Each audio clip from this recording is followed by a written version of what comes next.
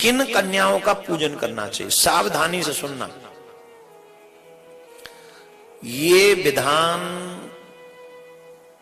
सभी नवरात्रि के व्रत करने वाले लोगों को सुनना चाहिए। अगर सभी लोग इसको नहीं सुन सके तो फिर हम समझेंगे कि आप लोग कहीं ना कहीं त्रुटि अवश्य करोगे। किस कन्या का पूजन, किस उम्र की कन्या का पूजन किस दिन करना चाहिए, इसका पूरा वर्णन है। सुनो, 1 वर्ष की कन्या का पूजन कभी भी नहीं करना चाहिए। 1 वर्ष की जो कन्या हो उसका पूजन कभी नहीं करना चाहिए। रीजन क्या है? बोले रीजन यह है कि जो भोजन आपको कन्या को खिलाना चाहिए वो भोजन तो कन्या कर ही नहीं सकती 1 वर्ष की। और अगर मान लो कि वो कर भी ले तो उसे तो पता ही नहीं चलेगा खीर का क्या स्वाद है, उसे क्या पता चलेगा हलवा का क्या स्वाद है, उसे क्या पता चलेगा कचौड़ी का क्या स्वाद है, तो उसे तो कोई स्वाद पता ही नहीं चलेगा। तो उसकी रसना स्वाद विहीन है, इसलिए उस कन्या का पूजन, जो 1 वर्ष की कन्या है उसका पूजन नहीं करना चाहिए। उसे आप अपनी तरफ से कन्याओं में इंक्लूड न करके बाकी जो सेवा उसकी करना चाहे, खूब सोने की माला पहना के घुमा दीजिए उनको, कन्या को सोने की माला, कंगन, जो आपका मन करे उसको आप उस कन्या को दे सकते। परंतु 9 कन्याओं का जो आप पूजन करना चाहती हैं उनका पूरा विधान आप लोग सुने। 1 वर्ष की कन्या का पूजन नहीं करना चाहिए। अब गंध भोग आदि पदार्थों के स्वाद को वो बिल्कुल अनविज्ञ है, इसलिए नहीं करनी चाहिए। कुंवारी कन्या वही कही गई है जो 2 वर्ष की हो चुकी है। जो 2 वर्ष की हो चुकी है वह कुंवारी कन्या, वही कुंवारी कन्या हो चुकी है। 3 वर्ष की कन्या त्रिमूर्ति, 4 वर्ष की कन्या कल्याणी, 5 वर्ष की रोहिणी, 6 वर्ष की कालका, 7 वर्ष की चंडिका, 8 वर्ष की सांभवी और 9 वर्ष की दुर्गा और 10 वर्ष की कन्या सुभद्रा कहलाती है। इससे ऊपर की अवस्था वाली कन्याओं का पूजन नहीं करना चाहिए। 10 वर्ष की एज के बाद कन्या का पूजन नहीं करना चाहिए, क्योंकि वह सभी कार्यों में फिर दूसरी सांसारिक चीजें आ जाती हैं। तो इसलिए कुंवारी का विधान नहीं रह जाता है।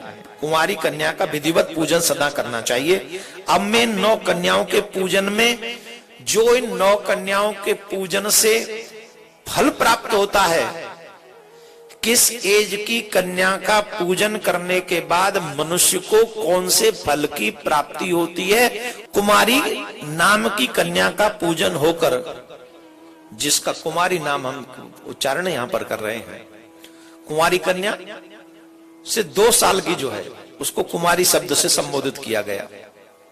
वो मां के नाम है ना कुमारी, तो उन नामों के, तो जो कुमारी नाम की कन्या पूजित होकर, जिस घर में कुमारी कन्या का मतलब 2 वर्ष की कन्या का जिस घर में पूजन होता है, जो पूजन करता नवरात्रों के व्रत के समय 2 वर्ष की कन्या का विधि विधान से पूजन करता है, उसके सारे दुख तथा दारिद्रता का नाश वो 2 वर्ष की कन्या के पूजन के बाद तुरंत हो जाता है। उसके घर में दरिद्रता नहीं रहेगी।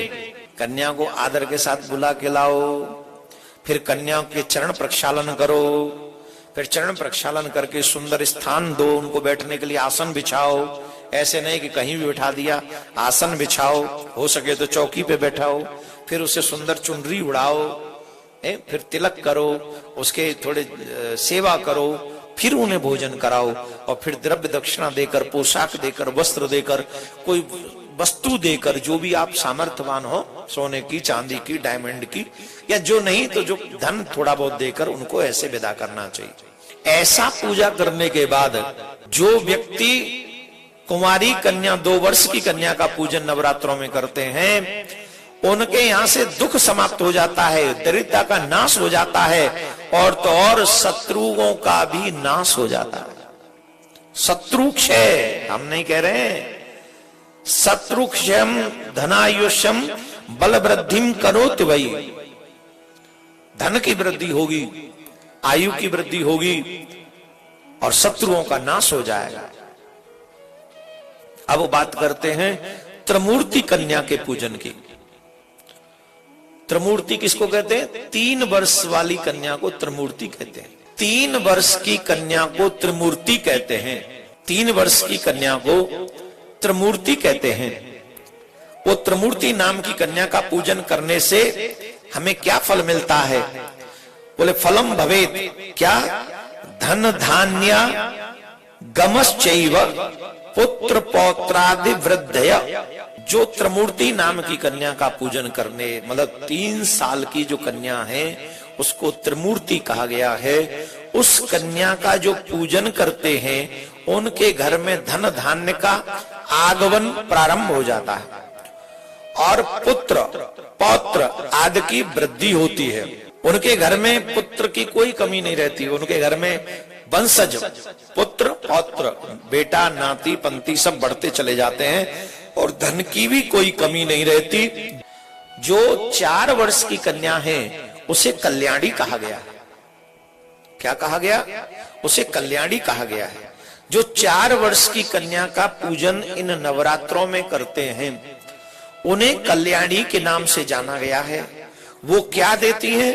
जो मनुष्य विद्या प्राप्त करना चाहता है, जो मनुष्य अपने जीवन में किसी भी क्षेत्र में फील्ड में विजय प्राप्त करना चाहता है अथवा राज्य सुख की कामना करता है, उसे नवरात्रों में अवश्य ही कल्याणी देवी का अर्थात 4 वर्ष की कन्या का पूजन करना चाहिए। जो जीवात्मा 4 वर्ष की कन्या का पूजन विधि विधान से इन नवरात्रों में करते हैं तो उन्हें विजय प्राप्त होती है, विद्या प्राप्त होती है और राज सुख की भी प्राप्ति होती है। सकल कामनाएं उसकी सफल हो जाती हैं जो इनका पूजन कर, जो कल्याणी कल्याणी नाम की कन्या का नित्य पूजन करते हैं। 5 वर्ष की कन्या का नाम जो है वो कालिका है। शत्रुओं के नाश के लिए कालिका का पूजन करना चाहिए।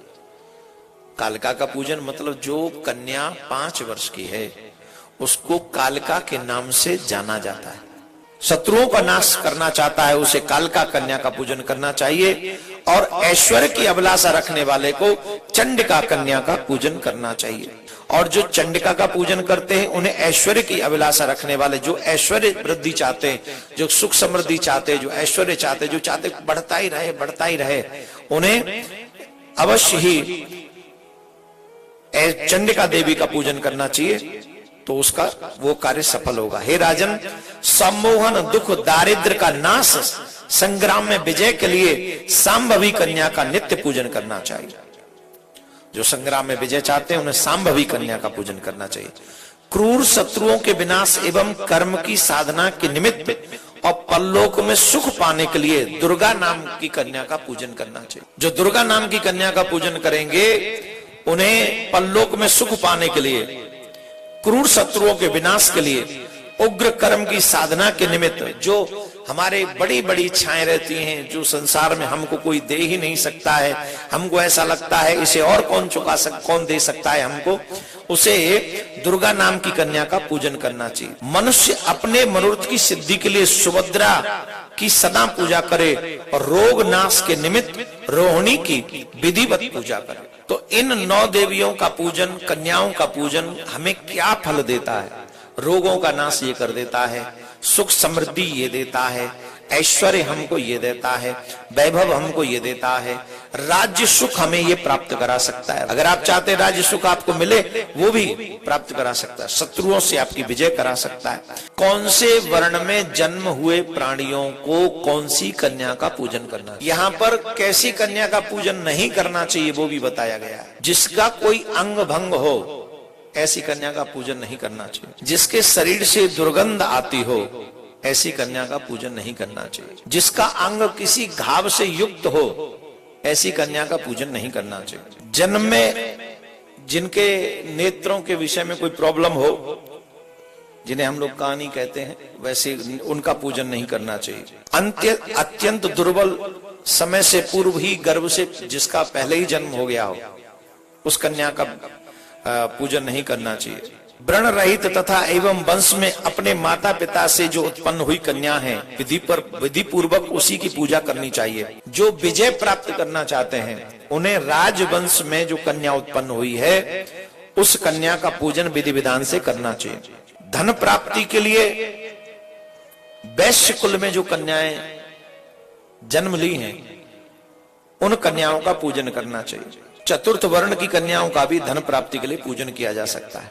अगर आप चाहते हैं कि किसी कार्य विशेष कार्य में सिद्धि हो तो आपको सर्व कार्य सिद्धि के लिए ब्राह्मण कन्या का पूजन करना चाहिए। ब्राह्मण को ब्राह्मण वर्ण में उत्पन्न कन्याओं को ही पूजना चाहिए और जो क्षत्रिय वंश में है उनको ब्राह्मण की कन्याओं के साथ साथ क्षत्रिय वंश की कन्याओं का पूजन करना चाहिए। ऐसे ही जो वैश्य कुल में है, वैश्य कुल के लोगों को ब्राह्मण, क्षत्रिय और वैश्य इन तीनों कुलों के कन्याओं का पूजन करना चाहिए। और जो हमारे चतुर्थ वर्ग है उनको चारों वर्ग की कन्याओं का पूजन करना चाहिए। वो चारों वर्ग की कन्याओं का पूजन कर सकते हैं और यही संपूर्ण पूजन विधि है। इसमें कहीं भी कोई अपने मन से इसमें कुछ नहीं कहना चाहिए। जितने जिस लोग समर्थ हैं उसे अवश्य करना चाहिए। उसे तथा अष्टमी तिथि को विशेष रूप से अवश्य पूजा करनी चाहिए। प्राचीन काल में दक्ष के यज्ञ का विध्वंस करने वाली महाभयानक भगवती भद्रकाली करोड़ों योगिनियों के सहित अष्टमी तिथि को ही प्रकट हुई थी। इसलिए अष्टमी तिथि को अवश्य और विशेष पूजा करनी चाहिए। उस दिन विधिवत प्रकार से उपहारों से गंधमाला, चंदन, अनुलेप, पायस आदि के हवन, ब्राह्मण को भोजन तथा फल पुष्पादि उपहारों से भगवती को प्रसन्न करने का प्रयास करना चाहिए। यदि मनुष्य नवरात्रों पर उपवास करने में असमर्थ हो तो कम से कम उसे 3 दिन का उपवास यथोक्त फल देता है। जो 9 रात्रों के व्रत के फल हैं वही 3 रात्रियों का व्रत करने से उसको वही फल मिलता है। तो कम से कम ऐसे मनुष्यों को 3 दिन अवश्य व्रत करना चाहिए। तो आपको 3 दिन व्रत करना चाहिए, सप्तमी, अष्टमी और नवमी।